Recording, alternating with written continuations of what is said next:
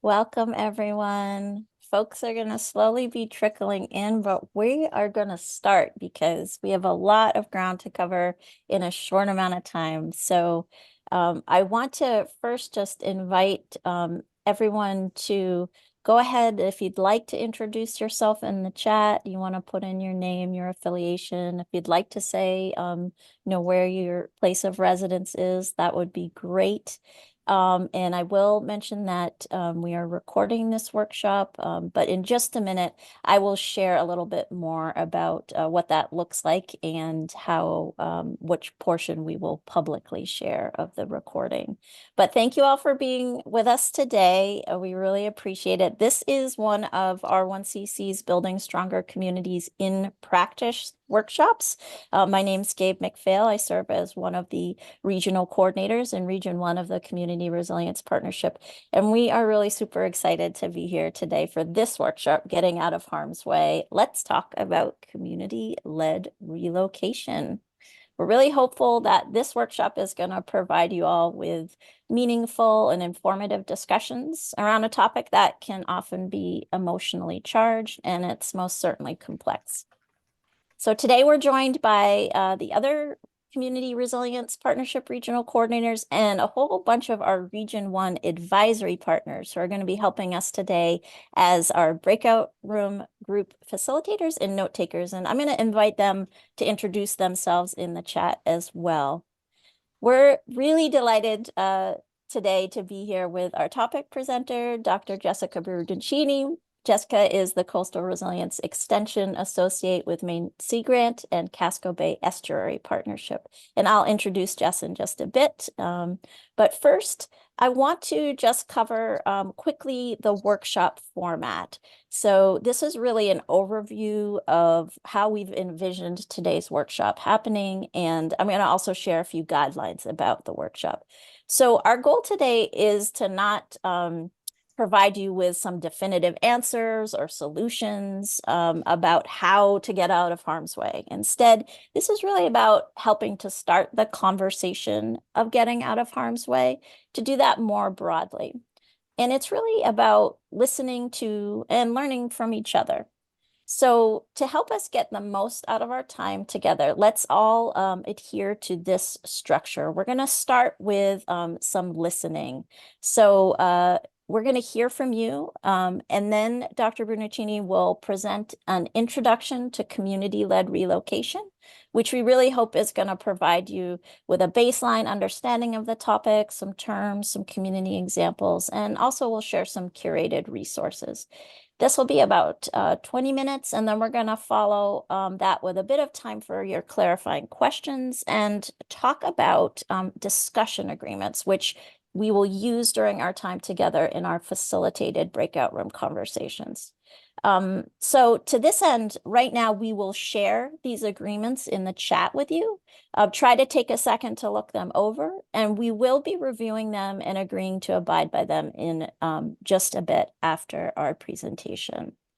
Once we do that, we'll move into our facilitated small group conversations and breakout rooms, and then we'll return to the main room for our small breakout room conversation report outs. And we will pause at 1, so folks who have to leave can hop off them. We'll end our workshop today by sharing some highlights from the conversations as well as some of your closing thoughts. And our goal is to be done by 1:15. So like I said, we have a lot of ground to cover. Throughout our time together, please use the chat. So jot down any questions, anything that you need clarified, things that come up for you, anything you want to share. We may have time to address questions verbally after Dr. Bertuccini's presentation, as well as maybe during the small group discussion time, if there's time and that allows. So one thing I did want to cover before we launch into the presentation and sharing is just some guidelines for this workshop. So you probably all noticed when you registered for the workshop, we asked you a question if you would consent to us using an anonymized transcript of today's discussion, and using that to inform future conversations related to policy, to planning, programming. In particular, there's an opportunity for our conversations to inform the work of the Maine Climate Council's Community Resilience Working Group. The working group is in the process of exploring strategies and mechanisms for getting out of harm's way. And we really want to make sure that their recommendations reflect the knowledge, experiences, concerns, and aspirations of communities who are grappling with questions about retreat and relocation, and are excited that what we learned from each other today could really help influence the policy process. So to that end, we will be producing an anonymized transcript of today's workshop using Zoom closed caption transcript feature. Additionally, we'll be recording video and audio of Dr. Brunacini's presentation and the Q&A portion. This portion only will be posted to our YouTube channel as a resource for other interested communities. And again, we will anonymize the transcript, so you know that nothing you say will be attributed to you personally. And if you did not consent to having us transcribe your shares, we will delete your comments from the notes. This includes anything that you share in the chat. So anything that you share will not be included in the anonymized transcript. So we are taking these measures to ensure that you feel comfortable freely sharing during this workshop. And if you have any questions or concerns about these guidelines or the workshop structure, please private message me or our tech coordinator today, Laura Graziano, in the chat. All right, thanks everybody. I'm gonna jump off of screen share, and I'm going to introduce and turn things over to Jessica. So Dr. Jessica Brunacini is a coastal resilience practitioner who has more than 15 years experience working in climate change engagement, research, and planning. Since 2017, Jessica's work has focused on the social dimensions of climate-driven retreat and relocation. For her dissertation, she worked with coastal community members in southern Maine to explore the effects of place attachment on residents' experience with change, perceptions of risk, and visions of the future. Jessica is currently working to develop engaged, equitable, and empathetic strategies for supporting communities who are ready to begin talking about and planning for getting out of harm's way. Welcome, Jessica, and thank you so much for being here. Thanks so much, Gabe. I am really grateful for the opportunity to talk with you all and learn from you today. And I'm excited to see a lot of new faces as well as a lot of familiar faces. So before we dive into any content, I wanted to start off by creating some space for folks who are willing to share any experiences that they might have with this topic today related to getting out of harm's way as a specific response to climate impacts. So I know that we have a lot of people with us today who are resilience professionals and practitioners, which is fantastic. But we are also all people who live in Maine and who care about this place and the people who we share it with. So I would really like to encourage everyone to come to this conversation as a whole person and to feel like you can speak from both a personal as well as a professional experience that you might have. So with that in mind, I wanted to pose a couple of questions, and we'll spend a couple of minutes kind of listening to experiences that people are willing to share. So these questions, I believe, will be put in the chat, but just kind of broadly, what is your experience with this topic, with getting out of harm's way as a climate response? And what, if anything, are you hearing about this topic in the communities where you live and or work? And feel free to just come off of mute and share, or if you would prefer, you can use the chat to share those experiences or stories.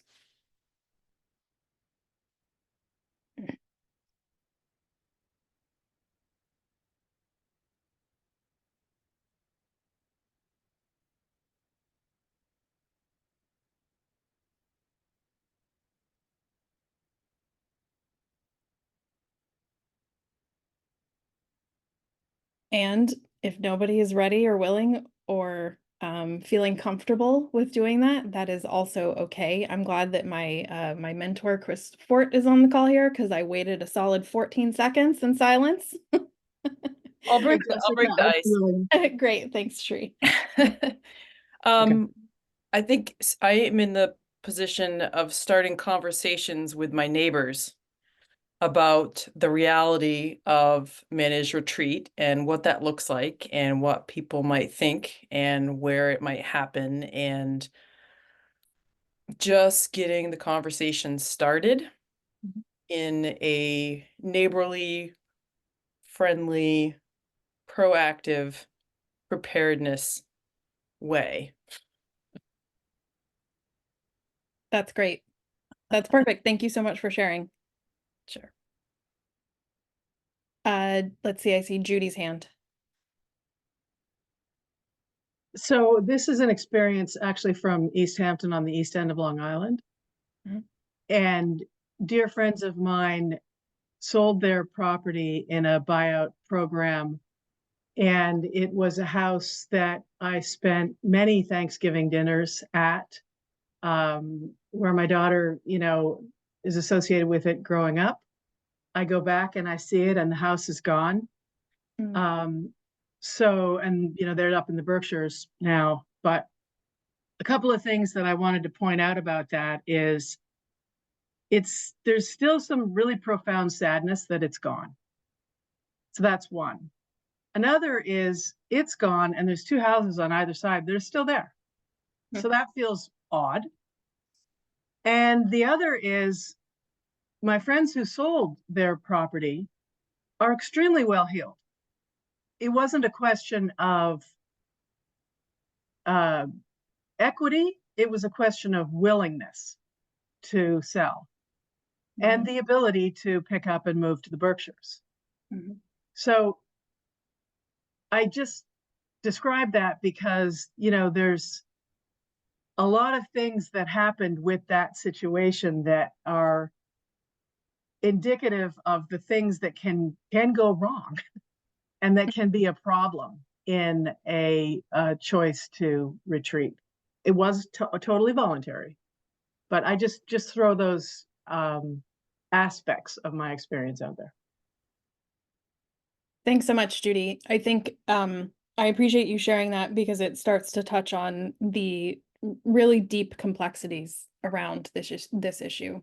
I think we have time for maybe one more person to share. So I think Dave was next, and we will in the breakout rooms, we will have time to share as well.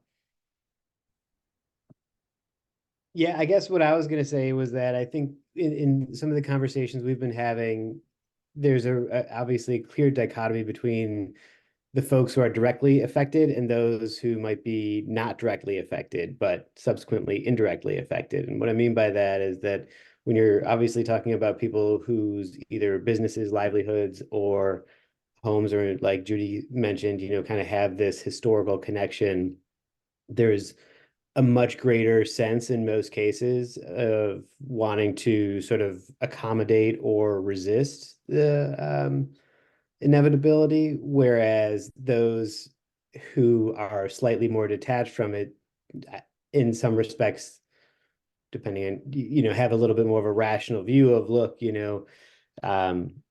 we need to do something. And so I think, there's sort of the obviously bridging that kind of sociological divide, but then I think you're immediately confronted, especially in a place like Maine, with when it comes to residential areas, the stressors on housing and development already, and what that means, to say nothing of, I think people immediately start thinking about the costs associated with this and where that would come from. And so I think there's you just automatically start to see the gears churning in people, I think, and it really, I think people can really start to see the how difficult and expensive this can be.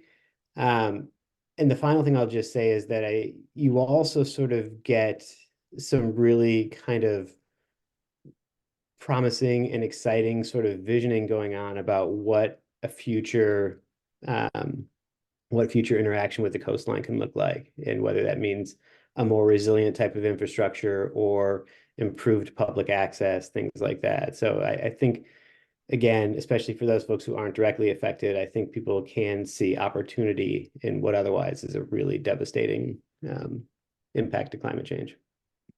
Yeah, great. Thank you so much, Dave. You touched on some things that I'm planning to briefly touch on in the presentation that I'm about to give. So thank you all so much for sharing. As we said, we will have time in the breakout rooms to kind of talk more about this together.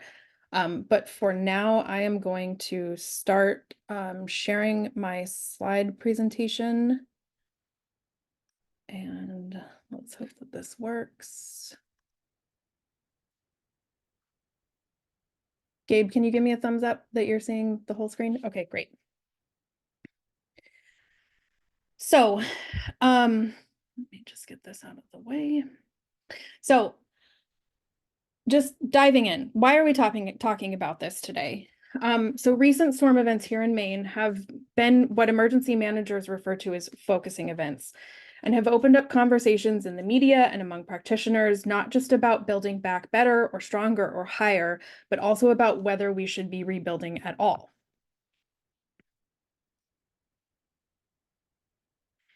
And at the same time, people living in vulnerable places are experiencing emotional distress with each new storm and wondering what it means for their future.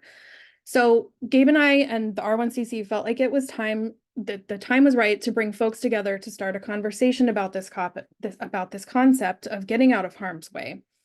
As Gabe said, we are not here to provide you with solutions, and I want to be really transparent that you may very well leave this event with more questions than you came with.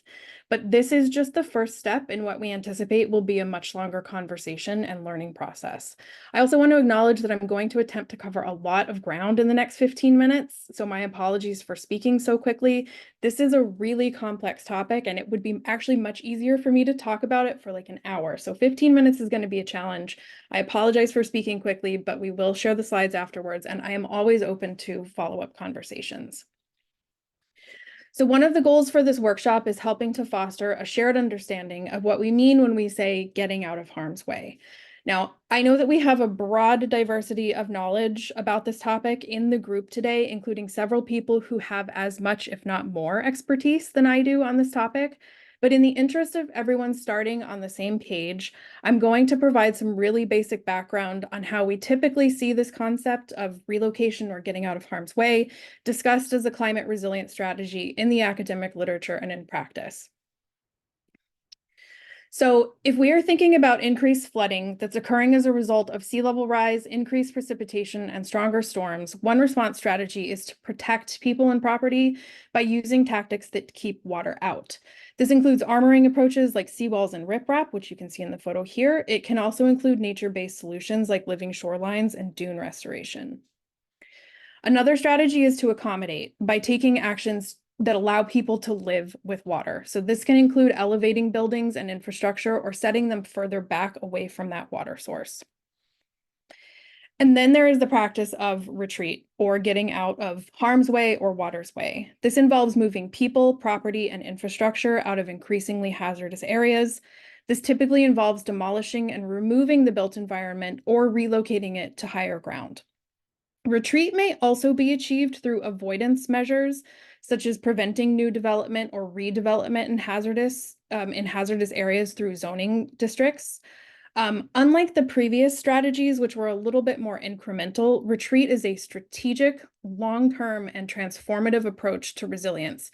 It represents a fundamental change in the way that we work, live, and play along rivers and coastlines. So retreat is part of the spectrum of resilient strategies, and you can see here where it fits in with other approaches.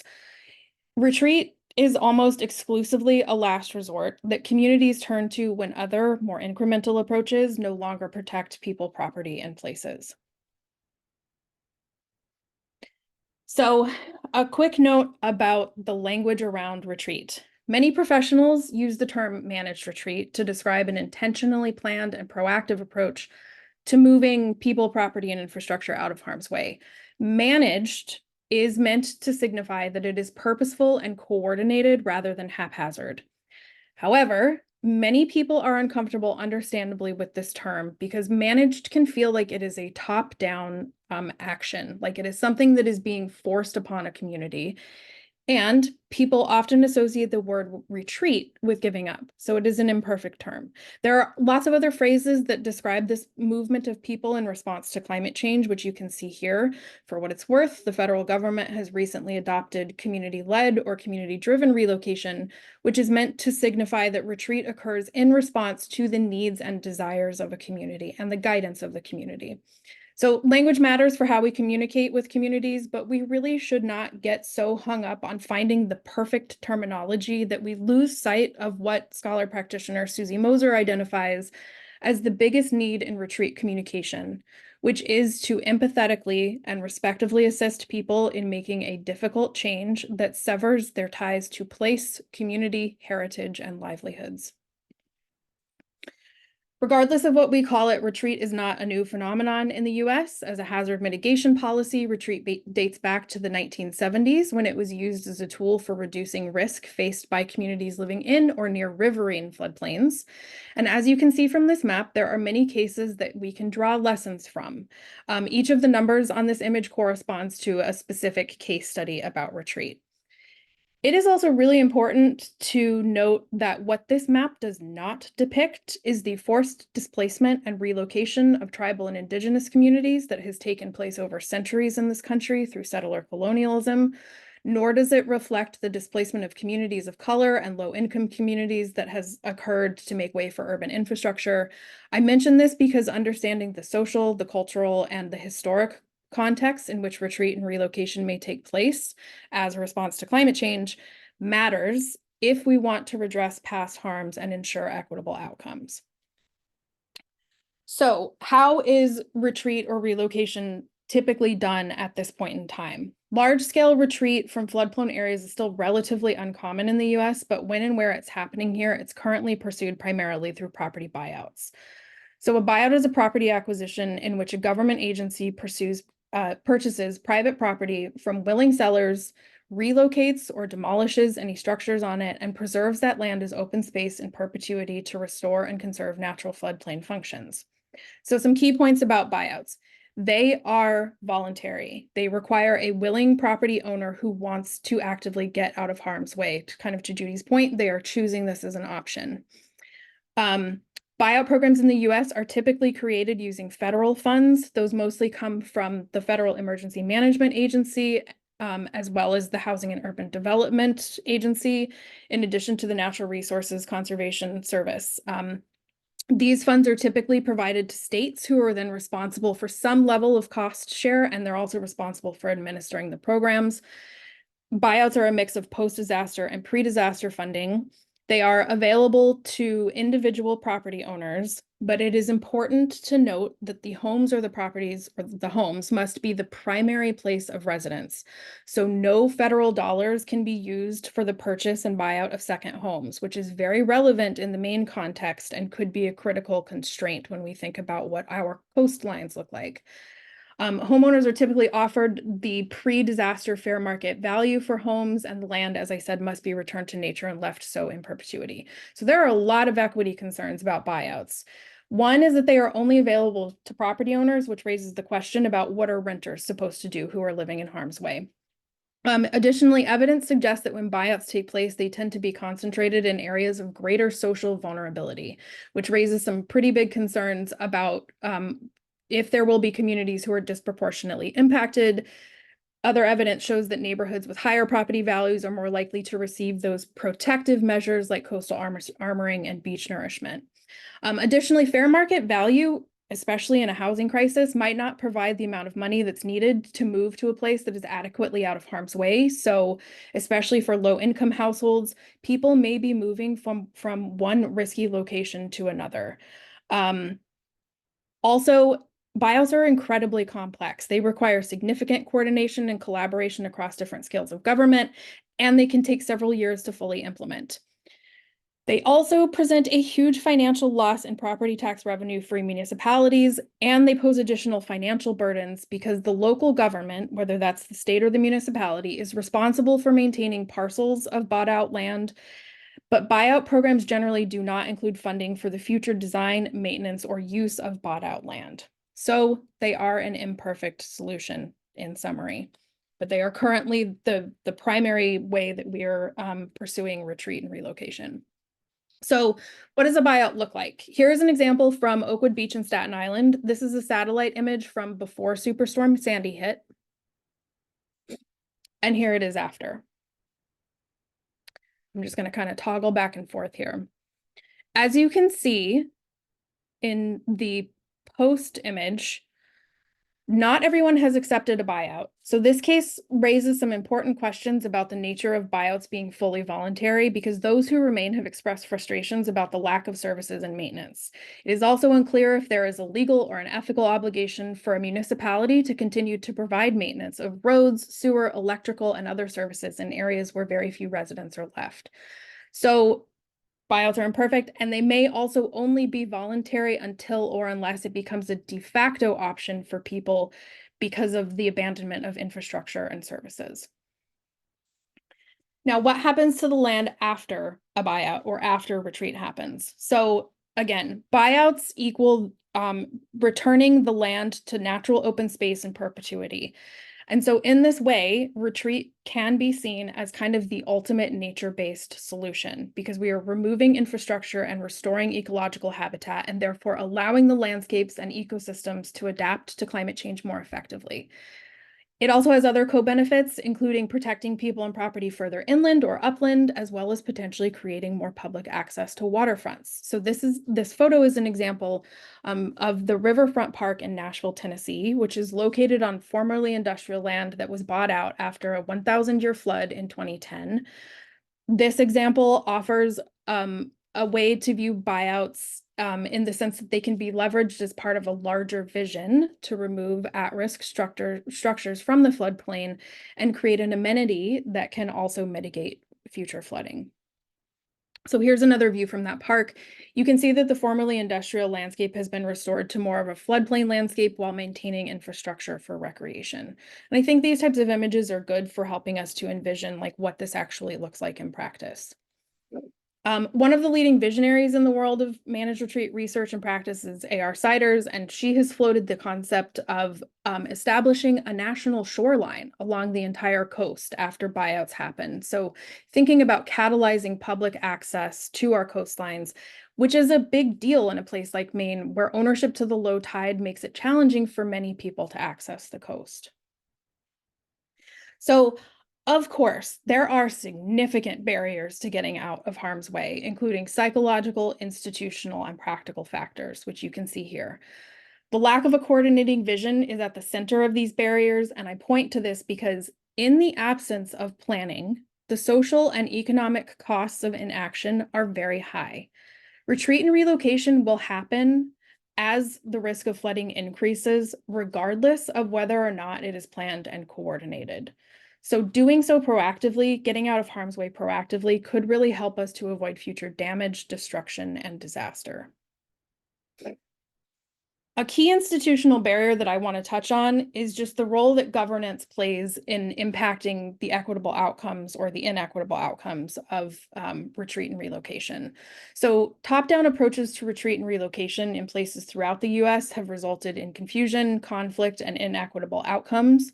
Resistance to relocation strategies and resulting conflicts stem in part from a lack of community engagement and participation in planning, as well as, and relatedly, from people feeling like their local knowledge and lived experiences are being ignored. So in order to move towards a just governance system that fosters and facilitates processes that are community-led, relocation planning must involve high levels of ongoing meaningful participation and shared decision-making powers.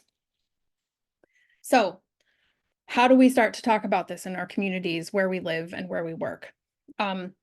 This webinar is one of the ways that we're hoping to do that. As I said, this is probably going to be one of many different conversations meant to help build kind of skills and capacities around doing this. But there are also a lot of resources out there that we can look to. So the Climate Migration Network produced a really beautiful guide for having community-centered conversations about migration and relocation. And as you can see here, the Lead with Listening guide provides guidance to community leaders and engagement practitioners that can help us to prepare for navigating these conversations. The guidebook also includes exercises that individuals and communities can work through together. This is just one of many resources that we will be sharing out after this event. I also wanted to highlight 2 articles that I have found incredibly valuable in informing how I approach this work. So one is by Petra Schackert and colleagues, and the other is, again, by Susie Moser. So as you can see from the titles, both of these resources focus on more of the psychosocial or emotional aspects of getting out of harm's way, particularly as it relates to communication and engagement. And they provide really excellent ideas for how to navigate this challenging work with communities, focusing especially on arts-based approaches. And then finally, one idea for starting these conversations in earnest with the communities that we live and work in is by embedding getting out of harm's way or retreat or relocation into our long-term planning processes as a way to explore the full range of resilience strategies. So this example is from the town of East Hampton, and they developed a coastal assessment and resiliency plan. And as you can see, they have included relocation and conservation in a mix of strategies that they will pursue over time. So you can see some of the more incremental approaches that they are using in the short term to buy them some time before they can, before retreat can be fully implemented. And one thing to note in this example is that communication, engagement, and consensus building informs that coordinated vision and takes place across the planning and decision-making process. And in fact, I just wanted to highlight that some communities in Maine are already starting to do this type of planning. So for example, some of or many or all of you may have heard about Cape Elizabeth and Scarborough are planning to remove a routinely flooded portion of a road that crosses the Spurwink Marsh and restore it to natural habitat. So I did just want to highlight that, and this is just one of a handful of examples that we could point to where this work is happening in Maine. So to wrap things up, moving people, property, and infrastructure out of harm's way may be a promising option for reducing climate risks, but it also raises challenging questions about the social, the cultural, the political, the economic, and the legal aspects of resilience. There are also a number of concerns related to justice and equity. Questions about whether, when, how, and where relocation happens are complex, and questions about equity, including who participates in decision-making, are critical. On a more human level, it's really important to acknowledge that people are deeply connected to many of the places in Maine that are most vulnerable. These places are intertwined with history, identity, culture, traditions, memories, and more. And this makes the prospect of leaving or losing access to a place deeply emotional. So we need to approach climate resilience work with empathy for what people, including ourselves, are experiencing, especially when it comes to getting out of harm's way. And with that, I will open it up to Gabe, if you could tell me how many minutes we have for questions. Yeah. Thanks so much, Jess. Yeah, thank you. That was amazing. It's so great. We have very little time, but there are a couple clarifying questions in the chat. So I think if we could get to those, that would be great. So Shri, I just wanted to invite you. I'm not sure which slide you were referring to, but you had a question, I think just about the language that Jessica used. Yes, it was maybe the second slide, but it was actually what I heard that I was asking for clarification. So what you were saying is that managed retreat isn't necessarily language that people respond positively to. And then you said something like purposeful and blah, blah, blah.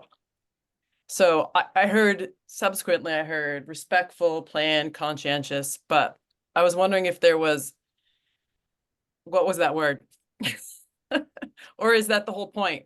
Let's just talk about it in a conscientious, respectful way. What, yeah.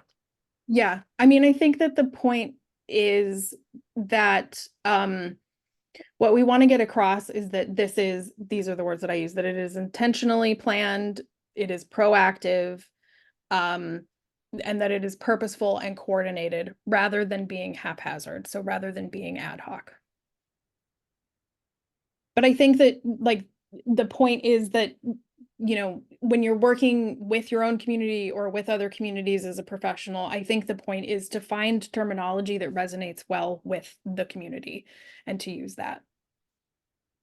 And we had a few really good questions, but I know they will open us up into these larger conversations around more around solutions and all of the complexities to solutions. But I know Amanda had one clarifying question in relation to your discussion and your slide about buyouts, if commercial properties were also included in that. Yeah, that is a great question. Thank you, Amanda. And it's something that I admittedly need to spend some more time learning about. I think that the example from Tennessee is a good one because that was formerly industrial land, which was, commercial at some point. So commercial buildings are definitely included as this. I just am not entirely sure like how that is differentiated with like homes. Yeah. So Jess, thank you again so much. I feel like the saddest part about today is that we don't have a lot of time, so we're like moving everything along really quickly. I want to thank folks, and if you saw my thumbs up in the chat, it means we see your question, we acknowledge it, and we will, have some level of, if not response, resource probably associated with it when we do our follow-up to this meeting, sharing out notes. I'm going to move us along because we need to get to our small group conversations. I'm going to start by just saying that during this workshop, Jess mentioned this, but one of the things that we're really trying to do is help by modeling some tools that you might use in discussions if you're having discussions in your communities. So one of the things that can be really helpful, and most of us know this from having working in groups, is to have a set of working agreements that all group members can agree to abide by. And that really just helps us establish group norms for conduct. So at the start of the workshop, you remember we posted a set of discussion agreements in the chat, and we wanted you to consider those agreements. We're posting them again in the chat. We ask you to read through the agreements with me. I'm going to do that real quick. We speak one at a time and don't interrupt when others are speaking. We share airtime and give other participants equal opportunity to share their views. We challenge ideas, but do not make personal attacks. We focus on the merits of what is being said, seeking to understand the ideas and concerns of others by asking clarifying questions. So in just a minute, we're going to be going into breakout rooms for our small group discussion. So please note that when you click to join a breakout group, you are consenting to abide by these agreements during your small group conversation. And if you would prefer not to abide by these agreements, we just invite you to stay in the main room rather than joining a breakout group. So I'm going to really quickly go over the format that we will use in the breakout groups. So in just a minute, you're going to see a prompt on your screen asking you to join that breakout group. Join the group if you're willing. And each group is going to have a facilitator and a note taker. Your facilitator is going to keep track of time and guide you through a conversation using some question prompts. Your note taker is going to be taking notes and will report out to all of us when we come back to the main room. Your group is going to have 20 minutes for your conversation. If you have any questions about this, feel free to put those in the chat now for either me or Laura. We're going to return back to this main room just before 1 o'clock, so people who need to leave at 1 may do so. And I think if I will monitor the chat for questions, but Laura, if you're ready to send folks to breakout groups, I think we can do that. So thank you, everyone. And like I said, I'll monitor the chat for any questions you have.